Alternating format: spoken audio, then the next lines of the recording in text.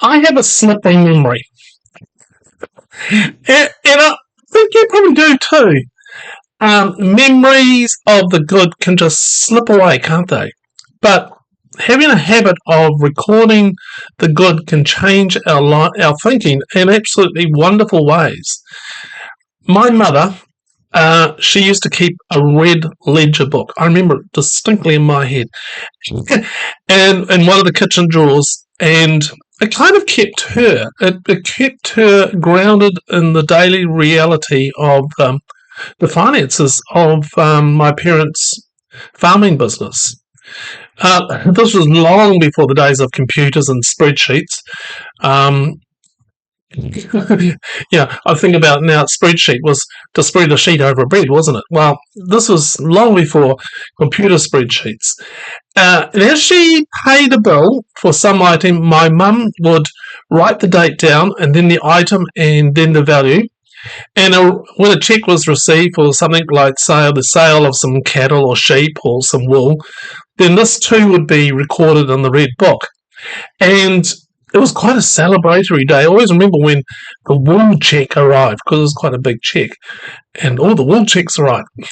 But this record keeping was really important. And I remember Mum proudly talking to the accountant and asking questions about the costs and expenses of the farm. She was quite chuffed that she had kept such a good record of all the comings and goings. But we humans have a slippery memories. We kind of hold on to things that aren't so good, and let slide those that are.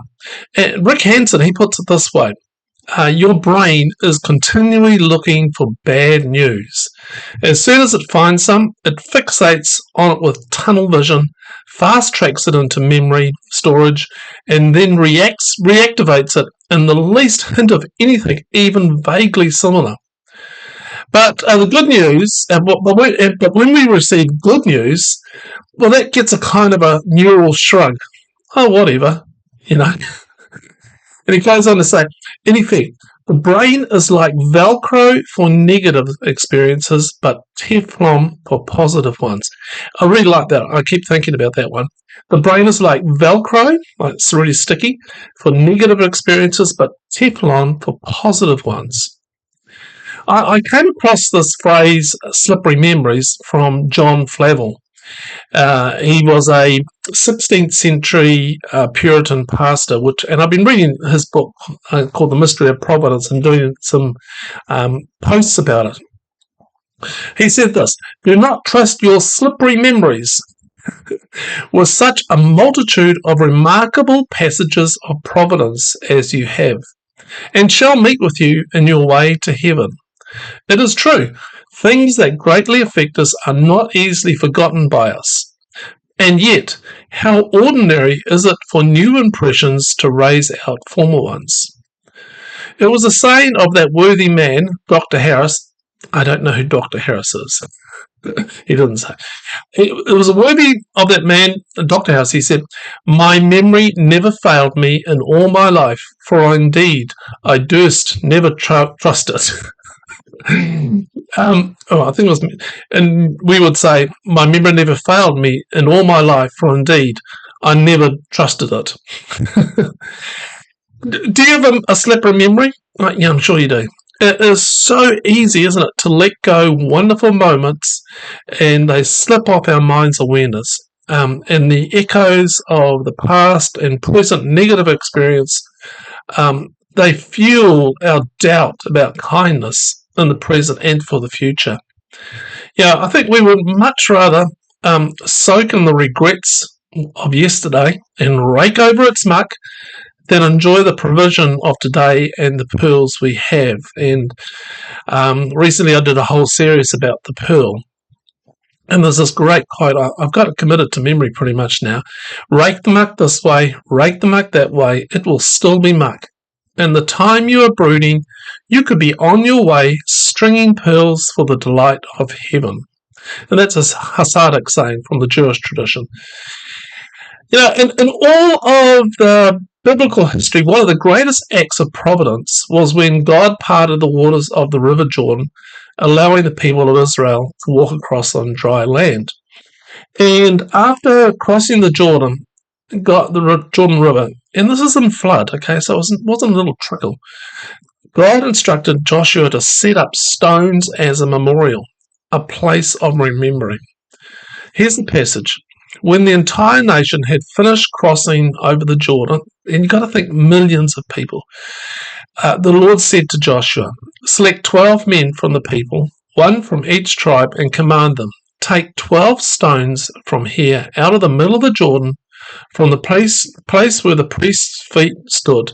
Carry them over with you, lay them down in the place where you came tonight.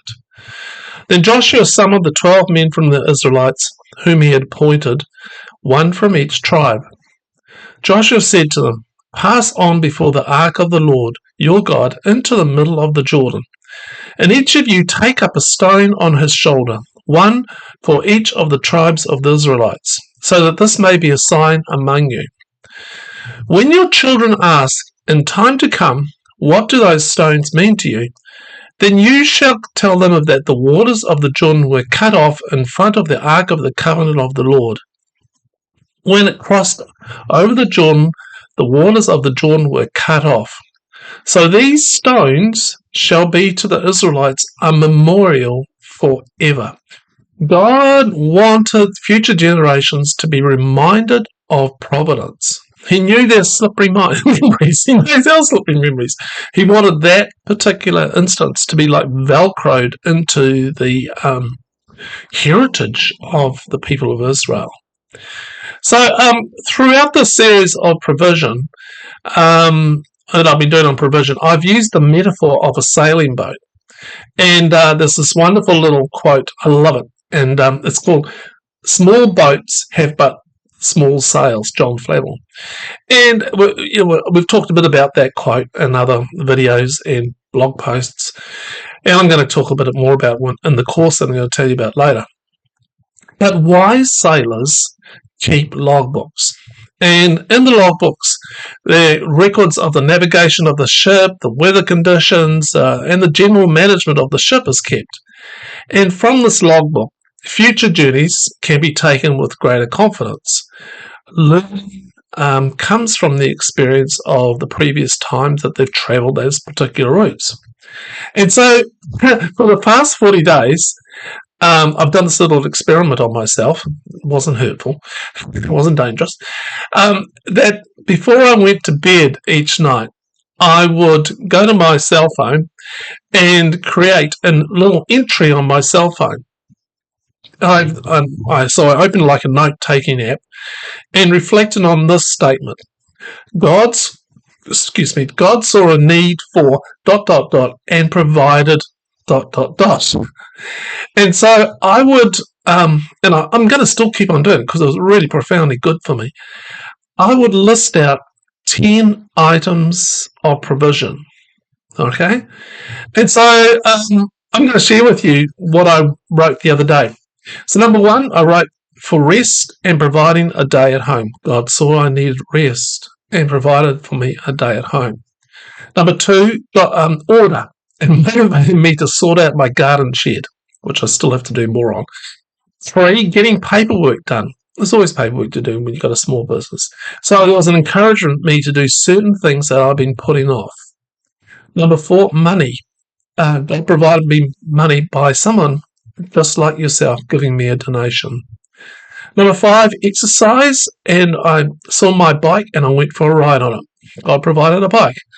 Physiotherapy. I've got a bit of a sore arm and shoulder, and God provided me a wonderful physiotherapist.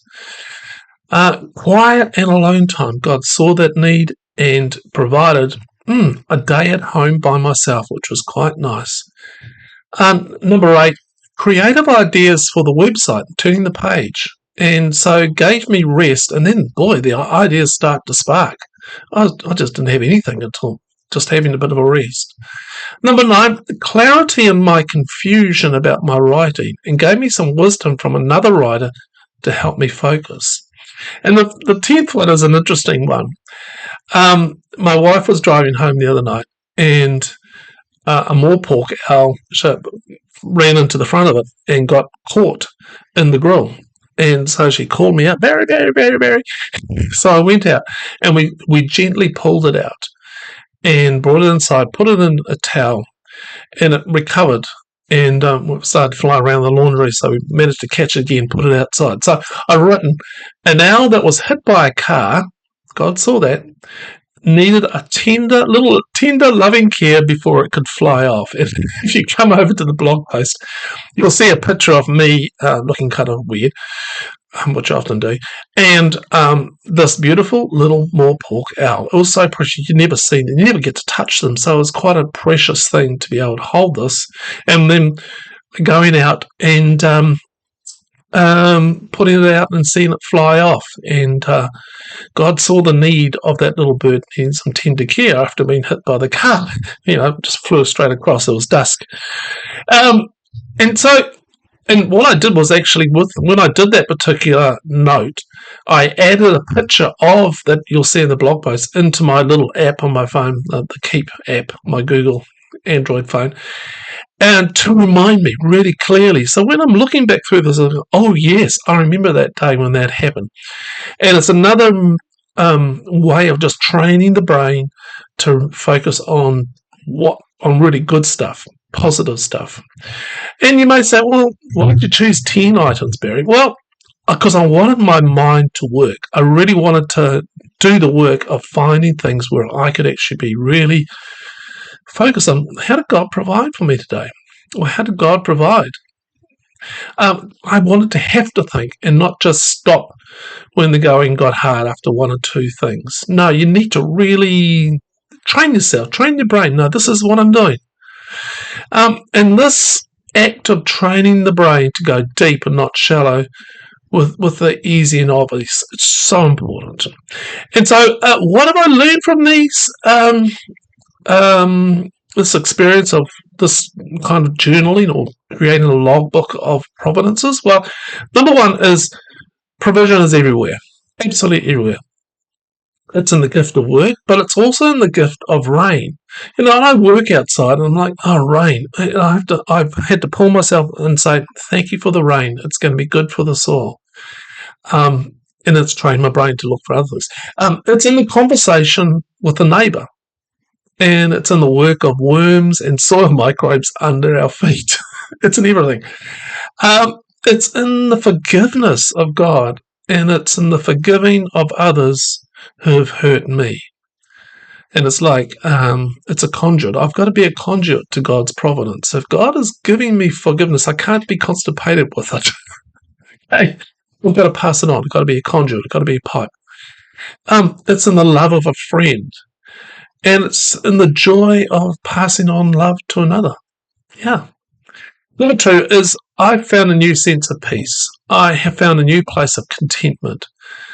That I worry less about the future and I don't wallow and rake over the muck of my past so much.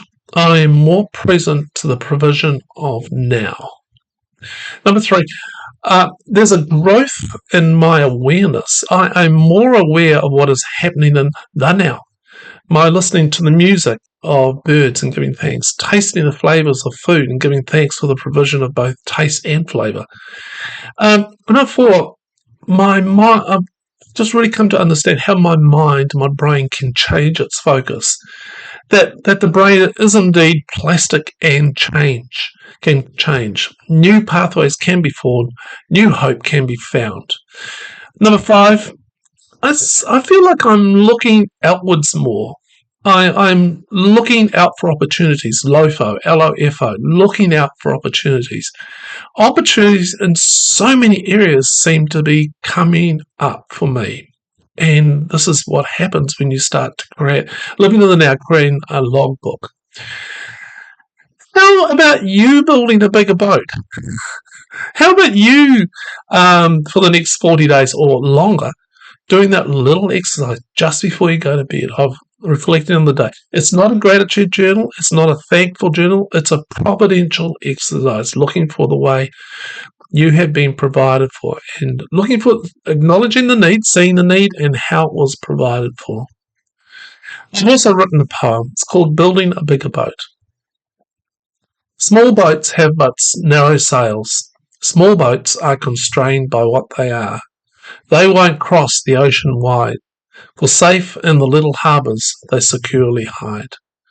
I want to see beyond the horizon crest, explore the lands that siren call, dance with pink flamingos, Arctic mountains oh so tall. I'm building a bigger boat, building from the inside out, chucking out the old beliefs that have limited my sailor's shout. That little boat never got me so far. I long for something more. Expansive beauty beckons me, leaving safety's locked up door. I'm building from the inside out, expanding ribs, extending sail. Heavy keel is growing deep, strength and hull that will not fail. Build with me, carpenter ancient old.